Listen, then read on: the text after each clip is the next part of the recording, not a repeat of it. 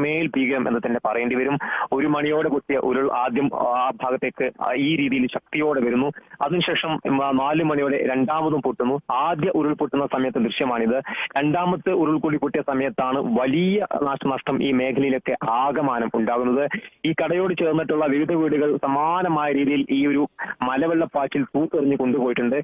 നമ്മൾ വിചാരിക്കുന്നത് ഈ സമയത്ത് ഈ വെള്ളം ഒഴുകി വരുന്ന സമയത്ത് തന്നെയാകണം ചൂരമലയിലെ ആ വലിയ പാലം ഒലിച്ചുപോയത്. മുണ്ടക്കയുമായി ബന്ധിപ്പിക്കുന്ന ആ വലിയ പാലം, ഈ മുണ്ടക്കൈ പുഴയോട് ചേർന്നിട്ടുള്ള പാലം ഒലിച്ചുപോയത് ഈ തുടച്ചു മാറ്റാൻ പറ്റാത്ത രീതിയിൽ എപ്പോഴും ആ ചെളിയൊക്കെ നിൽക്കുന്നുണ്ടെങ്കിൽ അതിന്റെ ഏറ്റവും ആദ്യ ഘട്ടത്തിൽ വന്നതാണ് ഈ ദൃശ്യങ്ങളൊക്കെ കാണുന്നത്.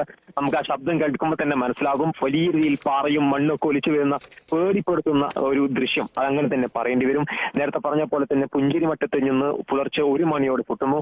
അത് മുണ്ടക്കൈ നഗരത്തെ ആകെ, മുണ്ടക്കൈ ടൗണിനെ ആകെ തുടച്ചു മാറ്റി വരുന്നു. അതിനുശേഷം ചൂരമല വില്ലേജിലൂടെ